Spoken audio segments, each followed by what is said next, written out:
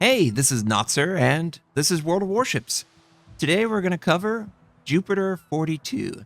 Jupiter 42 was introduced for the Battle of Java Sea event. It is available for 90 Java Sea tokens. The Minigumo was 190. It's a 9 versus a 7. So I also think that the gameplay loop is not as compelling as the other Java Sea event ship. But we'll cover this, answer any questions you might have, show some gameplay, and then you can take that information and do with it what you want. Now, for the armor of this ship, you have 16mm guns with 10mm. The ship was sunk in February of 42, so I'm not sure if this would be the expected rearmament if it came back from the Java Sea battle. It did not in real life, so I don't think that these changes ever were applied, but maybe they were loosely planned, even looser, maybe just by wargaming. Either way, they are interpreting this ship to be continuation of what was Jupiter. It just didn't make it past February, just barely sunk right before March. But what gameplay loop does it allow wargaming to offer? Well, we'll see. We'll take a look. So, survivability 16,705, 16,750. I have it buffed up a little bit because of the commander skills, so that's not the exact health that it would have. Artillery, 6 120mm guns on 3 gun turrets. 2 gun turrets in the front, 1 in the rear. And then there's a secondary gun right there. The torpedoes are 7-kilometer range, 1x5. It is a British destroyer, so it can single launch the torpedoes. 7 kilometers is not a lot of range, and it's only really useful in defense or neutral. Would you get that every time? No, because you're the person who has to go out onto the map and move with your mobility. So I don't really like these torpedoes. It's got ship launch depth charges, but let's be real. You'll never get over to a submarine in time before you can use it because they can obviously see you. AA guns, whatever. Maximum speed, 37.8. I do believe this is with flags, so it's a little bit faster. Really tight turn radius and really fast rudder shift. British destroyers are known for their tight, compact size. And Jupiter 42 can get a concealment down to 5.7, which isn't too bad. Now, artillery has 12.1 kilometer range, so, almost double the range of the torpedoes. And you will end up using these gun turrets far more than you will ever use the torpedoes, in my opinion. Now, let's take a look at the equipment. We've got the ability to fire only AP. So there's our plus and minus with that. Plus is it's British AP, so it's going to be pretty good when the target is broadside. Downside is it's AP. If the target decides to go bow in or is a big target, you're probably not going to do much to them. And you can't set fires at range because you only have AP shells. You have the torpedoes documented. They're slow. They have really good concealment while moving, but they're slow. Their damage is high, but they're slow. So, that's just, and short. Slow and short. Doesn't always win the race. We've got, of course, damage control party. The short burst smoke generator, which is very familiar to any British DD player. Short range hydroacoustic search. And then engine boost. Now, obviously, hydroacoustic search can guarantee spotting submarines at maximum depth in 2 kilometer. So, you will always get that easily. You will never actually lose much in range because 3 to 2, you're almost at the equal distance for surface ships versus spotting submarine underwater. But it's good for early detection on torpedoes. And, you never know. You might find a sub and you might be able to park on him and you might be able to use your depth charges, but that's a very low chance. Engine boost, that's a nice add. Now, let's take a look at the equipment. It's pretty standard. Nothing sticks out to me. Wargaming does recommend improving your torpedoes. I just think 7-kilometer range is not good enough to improve. I think that you really need to focus on what is actually good on Jupiter 42, and that would have to be the gun and the gun range to me. So I go for improved accuracy. It does have propulsion modification baked into the ship, so you get basically steering and acceleration for free on British. So they have even faster rudder shift because of that little extra bit that they get to benefit from. So yeah, the ship, its equipment loadout is different, and I don't know that that's good. For the commander, I just chose to play as the recommended build. The recommended build would like you to have consumable specialists. It wants you to have consumable enhancement in the AP enhancement, because you only have AP, so why not? And then improve gun reload. Adrenaline rush for obvious reasons. Concealment for obvious reasons. Survivability, and last stand. All very obvious reasons. Even preventive maintenance. The game's basically speccing you for AP gun damage in close proximity and to maximize your concealment, and maximize your consumables. I don't know that maximizing my consumables over the 3 points that it would unlock is worth it. Maybe. I mean, you could spend those points here and get an extra charge of all of those. Wouldn't that be better? It's a lot harder to use 6 or 7 smoke charges for the whole game, admittedly. And I would have to use my hydro defensively, actively, more aggressively like that. You know, like I'm over contesting an objective. There might be torpedoes. It's early game. Let me just use it as a token. Then it's like, well, you know, getting the extra 3 charges versus the duration. There's a lot of arguments over which is better. But this does enhance your ability to... it doesn't even enhance damage control party, so there's no unique value there compared to Superintendent. So that's the only thing that I would be like, maybe I would make that change. Also, if you take radiolocation, you can just drive up to your enemy. It might be beneficial to do that play. If we were to switch this, I don't know what I would drop to get radiolocation. Radiolocation is great against submarines, and it's great against other DDs. It can also be good against other ships, but it's great against those 2 targets. It really enables active anti-ship or submarine warfare. So I really like it for that. I just don't know where you would get the points. You would have to either give up the extra AP damage or give up last stand and keep, so either way you're giving up something that's pretty nice. But this is the recommended build. I've played it. The games that I'm showing will involve it. I think that's a fine build, but to me, overinvest in your number 1 because it's the thing that you're going to do the most.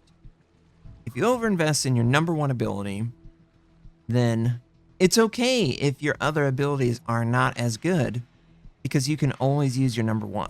And number 1 for Jupiter 42 is the gun system. AP, gun range, enhancing the gun damage, and your ability to get in position to assassinate, and having better gun accuracy. I just disagree with making the torpedoes faster. Doesn't seem like you get a lot of bang for your buck.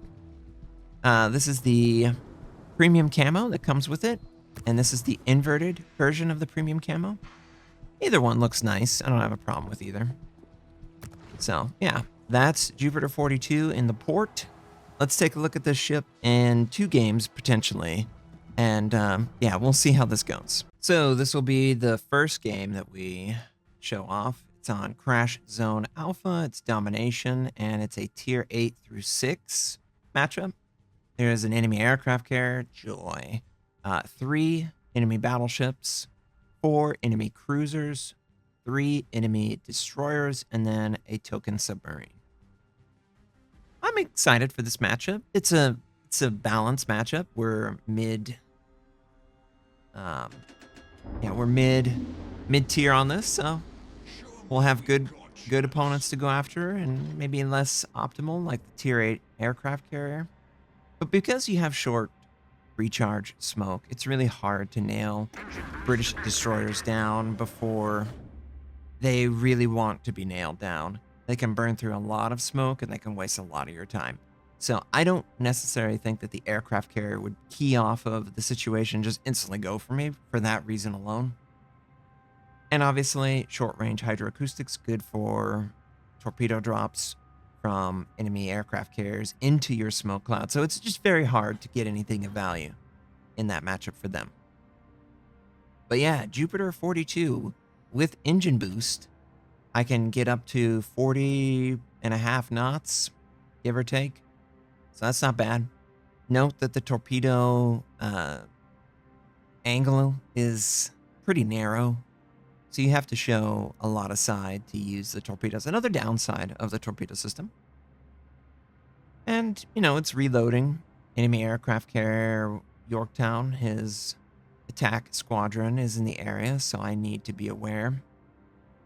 The AA range is about a kilometer, maybe a kilometer and a half further than your ship detection by air, so you would need to turn your AA off if you do intend to try and stay undetected. X-Wing, Red 1. Oh, it's a Star Wars guy. This is Gold Leader. Please leave the area.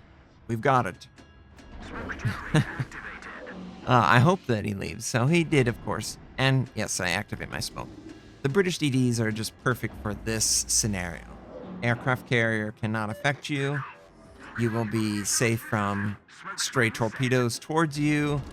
You know, if a British DD dies in the opener when he's trying to capture the base, he's really just misplaying.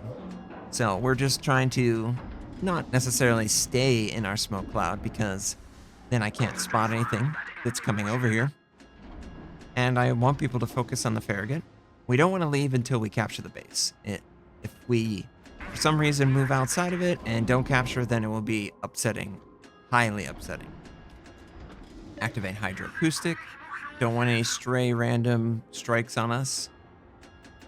Okay, confirm capture, and let's move on. Now, instead of pushing up, I push to the side. I find that pushing along the normal divide line of domination and winning as long as you can is a pretty nice benefit. But of course, as we sail away, and we wanted to come sail away, I can't go and sail away because someone is capturing Sea Point. So we're gonna head back. And my smoke is up. Hydro's actively defending me. I think this will be pretty good. The British DDs are very good at being responsive, being very maneuverable, being very defensive, being very offensive, but normally they have HE. So this is going to be a little bit more hairy, but we should do more potential damage if the target is broadside. And enemy Akizuki is broadside. I note that he has opened fire with his guns, so I'm going to activate my smoke, and I'm going to settle away from him with the expectation that my teammates have now spotted him. Some enemy target gets a nice damaging shot on us. We should have smoked the moment that he fired his first salvo. That's okay. Doing decent damage. Wish the reload was a little bit faster. It does feel a little slow. Enemy Aki activates his own smoke, but I do have hydro, so I should be safe from torpedoes, and I should potentially be able to spot him before he is aware that I'm spotting him.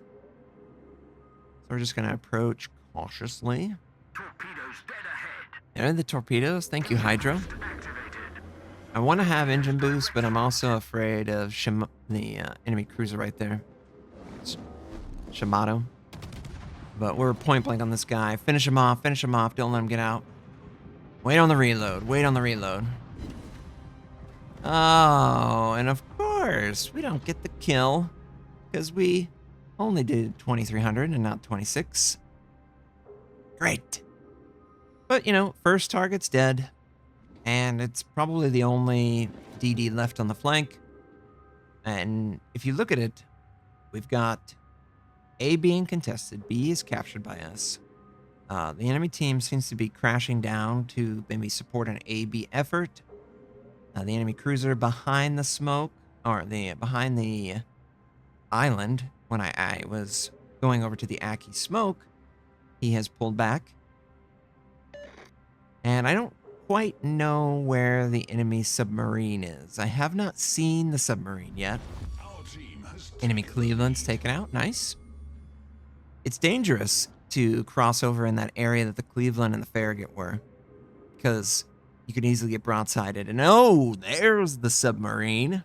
He's over by A point. Enemy Jarvis is pretty low. Please kill the Jarvis, or the Jervis, sorry. My cat's name is Jarvis. It's very similarly spelled. Jervis is a jar. But enemy Jervis gets sunk. But the situation is not going well for the kid. And I certainly am concerned for my friendly submarine because he's probably spotted.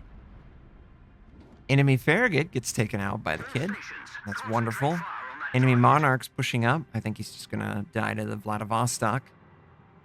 I wish the enemy team didn't all push up at the same time right before I was in the area, because I can't really affect them very much. Should be the salvo that knocks out Monarch. Oh, Monarch is dead. Good. All right. Well, we're just headed over. So, yeah, obviously, Jupiter 42 is AP only. And due to lack of awareness, it's very easy to land the AP because they just don't know that you only have AP. As players become more aware of what Jupiter 42 actually is, I just don't see this being very effective.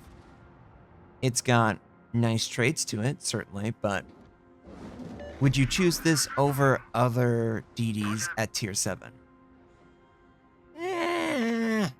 I don't know.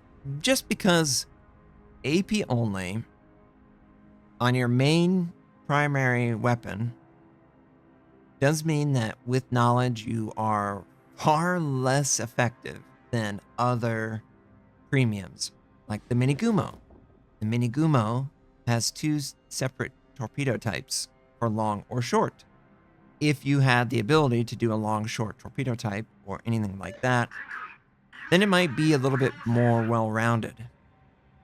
As it stands, you can't dot them from range. Your secondaries potentially could dot, but who wants to be in secondary gun range in a DD? You have torpedoes that could flood, but 7-kilometer range.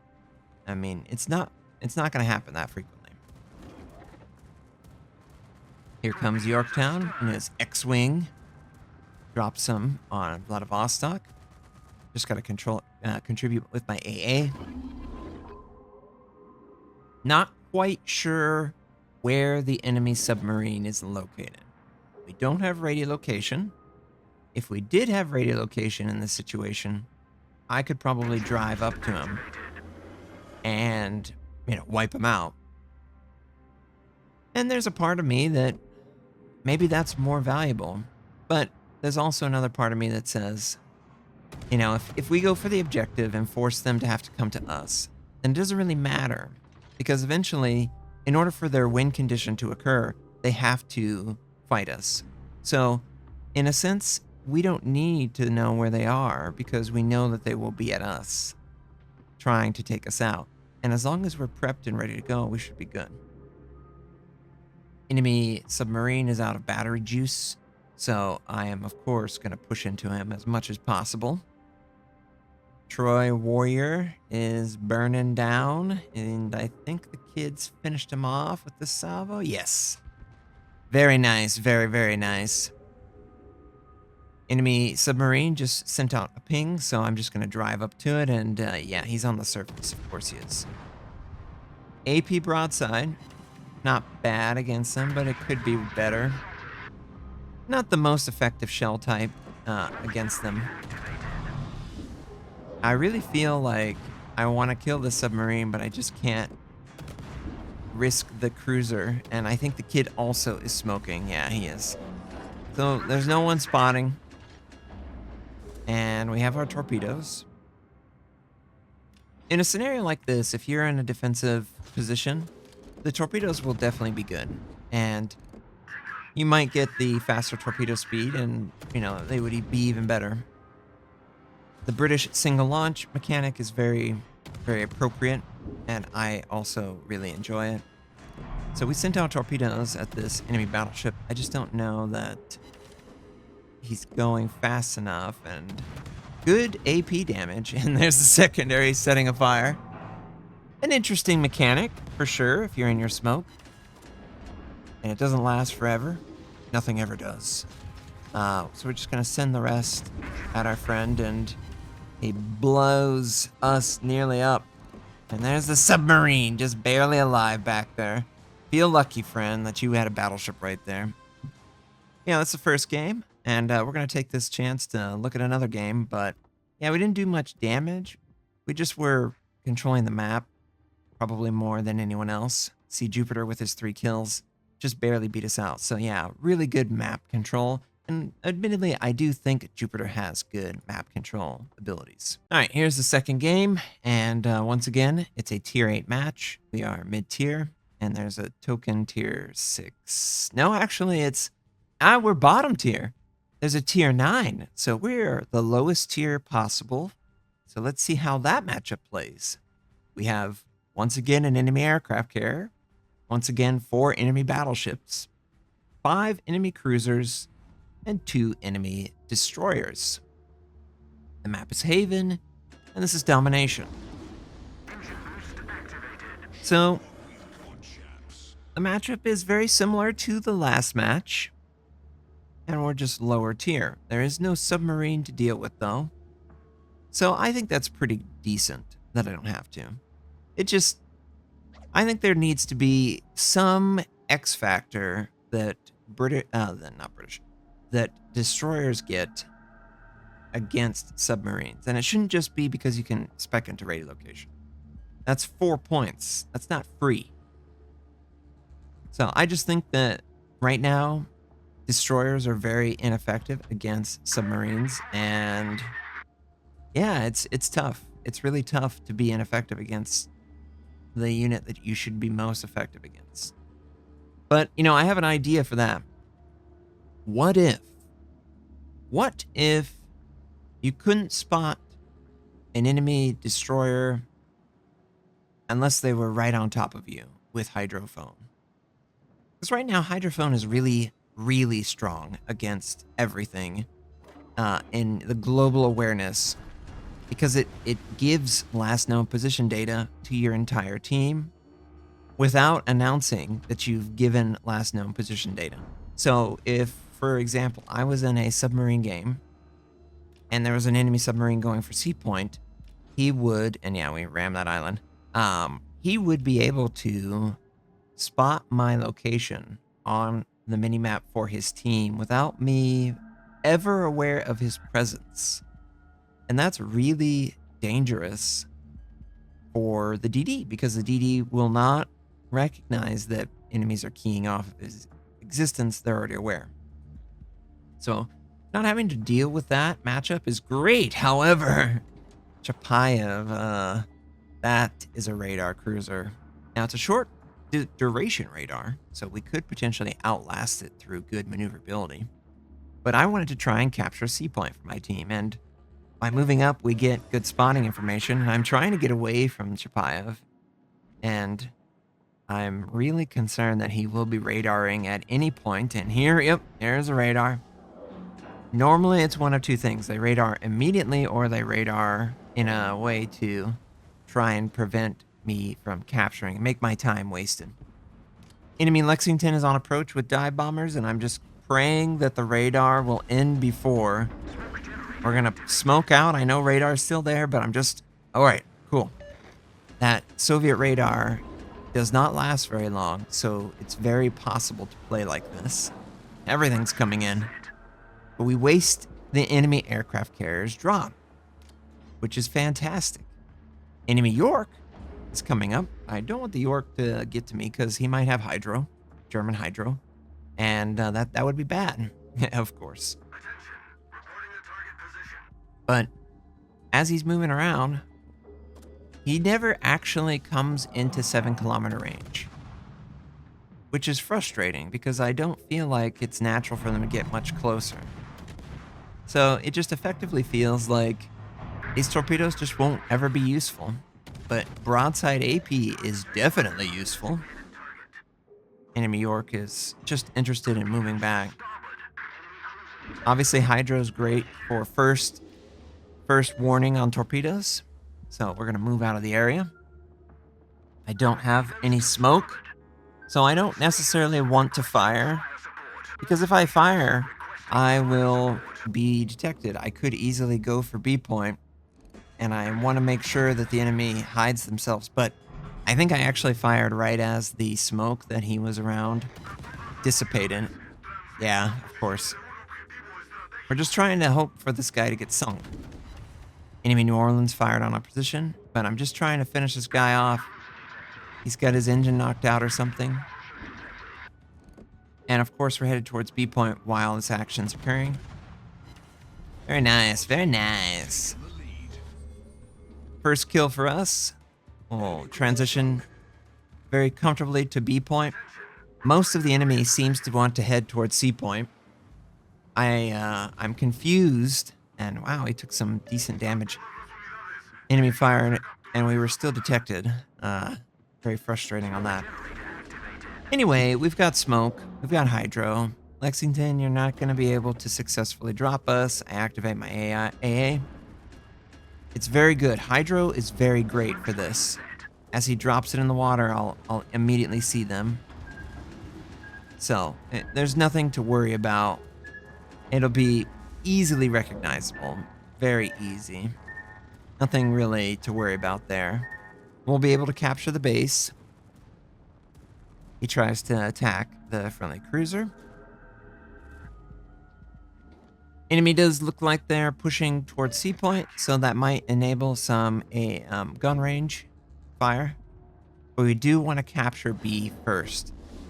Enemy Akizuki, the one remaining destroyer, is spotted just north of C point. If I were to guess, I think he'll just try and go for the capture at sea. I have to decide for myself. Hey, do I want to go and defend the capture? Or do I want to farm some damage behind an island? I don't really want to farm damage behind an island if I can compel the enemy to give up their capture of sea. The number 3 gun turret also is 360, I believe. So this is a very effective ship going towards something. Way more effective than going away from it, backing up, because of that 360 on number 3. 360 on number 3. That's all you gotta remember. But we're sitting over here. The Aki is on the other side of the island. I just don't know. If I move up to the north side, Colorado could shoot us on the side, Aki as well. I'm not sure if he used his smoke. And I have no idea how many ships have line of sight north of this island that's to the west of Sea Point. If I were to pop out there, be body spotted by Aki, there's at least the Colorado, the Aki, and another ship. And it could be as many as 6 or 7. So that's just a really dangerous play, and the enemy Aki did use his smoke to capture C successfully. I'm sending my torpedoes because maybe he'll come this way. I don't think he will. He'll turn left or right or stop or start. Just really hard. 7 kilometer range is just hard for torpedoes. But you know what isn't hard? Well, AP's hard too. But you know what isn't hard? Firing on a ship that's kind of broadside. But as the ship goes bow in, you'll note that it's not as easy. There's a lot more random ricochet or non-penetration. And it sucks. And that's exactly what players should do against Jupiter 42. Bow in, minimize the chances of him, and our Hydro spots the Aki. So we have a little bit of information. And we can actually go towards the smoke. Now I noticed Oh, man, I should have sent that last torpedo. I'm not used to it being 5 at tier 7. Normally it's, 4 or 3. So we send off the final torpedo, and we get in range of Michelangelo's hydroacoustic. Enemy Aki is spotted, and I think it's because he's got to leave the smoke cloud area because I have hydro over it as well. Now, Michelangelo must be within 5 of my ship, but he's not within the 3-kilometer range hydro range. So he's somewhere between 3 and 5, and he's just barely not in it, of course. I'm trying to move away from Michelangelo so that I can fire on the Aki. Obviously, the Aki will know we're here because we're spotted. But if we stay narrow, then he won't have a lot of potential damage he can do. We got his broadside, which is good. Still have that stupid hydro effect on us. Just hopeful that it will be done and he'll sail away or something. Friendly cruiser body blocks like a boss. Thank you, friend. His final salvo into us, though, sets us on fire, and we have 26 seconds on damage control. Great, great, great. But the enemy team, they don't have any small ships anymore. The ships that do remain are pretty unhealthy and should go down relatively quickly. This will be a win as well. So, Jupiter, it's not the best, it's not the worst. It does have a lot of utility and map control ability. But it just can't kill fast and with either of its torpedoes or its guns. So it's not the most compelling purchase, but if you were to get it in a random bundle and you didn't have a tier 7 premium destroyer, maybe this is the right ship for you, Maybe it's a fun little DD command in a way. So I'm just trying to wait out King George or Chappie or Colorado to come over here so we can farm them. You'll notice that at this range, we're just barely have enough gun velocity to actually hit a superstructure, and I need to give a good lead, a healthy amount of lead. So, kind of 1-to-1 with the range of the guns to the lead that you require. Enemy King George is going to ram the island, and we're just going to fire continuously. Notice how many smoke charges we've used. So, yeah, earlier I said you might drop the 2 and the 1 for just 3. Having an extra charge would be nice. You'll notice that my engine boost and my hydrophone are also low. So there is a very compelling argument for Superintendent over buffing the 2 consumable stuff. Especially since it doesn't affect damage control party. The consumable enhancement only affects the actual consumables on the ship. So there's no hidden benefit. It really does compete very directly with Superintendent. And, I kind of feel like that's a little unfortunate because you could have enabled more variety in options for the player to spec into by having one or the other, not both. By having both, I guess you could be a super consumable person. And yeah, I guess I can see that as well, that argument. Well, you spend 3, but what if you spend 6 and you get both? Well, yeah, if you get both, then you really are a consumable specialist. And honestly, I feel good about the Jupiter being that. It does it well. I had a terrible matchup for me with aircraft carrier in both, and it was pretty harmless, honestly. I never felt overwhelmed by them. And that's better than most. They just don't get to feel that way. V Veneto gets burned down in the closing seconds of this game. Really just trying to drive at them. You'll never get to use your torpedoes if your team's winning or you're having to move forward. You really only can use them if the enemy drives into your smoke cloud. How frequently does that happen? Yeah. I don't know what Wargaming's thinking as far as the torpedoes. Maybe they're just thinking, give them tokenly crappy torpedoes because we don't want them to use them ever. Oh, but wait, we'll recommend torpedoes in slot 3 because these are slow torpedoes. Yeah, but 7-kilometer range. Yeah. Want to take the Colorado? Colorado dies as the game ends. And yeah, that was Jupiter 42. Not a lot of sexy damage, but a lot of captures and secures and spots. And yeah, not bad. Benson also does well in this match. Congrats. 4 kills. Wow, really nice, Benson. Jupiter 42. It's interesting enough that if you get it in something random, you won't be disappointed. But it's not dominant enough in phases that I would expect to justify outright purchase. If you're into the Jupiter and Java C event, that's awesome.